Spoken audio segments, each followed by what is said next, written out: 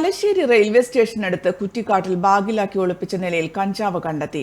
Railway സ്റ്റേഷനിലെ 2ാം പ്ലാറ്റ്ഫോമിന് സമീപത്തെ കാട് പിടിച്ച സ്ഥലത്ത് ഷോൾഡർ ബാഗിലാക്കി ഒളിപ്പിച്ച നിലയിലായിരുന്നു കഞ്ചാവ്.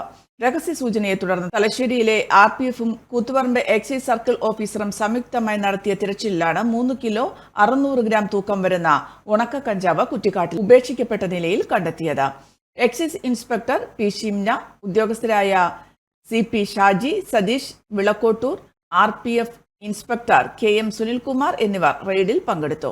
ട്രെയിനിൽ കടത്തിക്കൊണ്ടുവരുന്ന ലഹരി വസ്തുക്കൾ പ്ലാറ്റ്ഫോമിലെ പരിശോധനയിൽ പിടിക്കപ്പെടാതിരിക്കാൻ സ്റ്റേഷന് സമീപത്തെ കുറ്റിക്കാട്ടിൽ വലിച്ചെറിയുന്നത് പതിവാണെന്നും വരും ദിവസങ്ങളിൽ പരിശോധന കർശനമാക്കുമെന്നും എക്സൈസ് ഇൻസ്പെക്ടർ P. ഷിംന പറഞ്ഞു.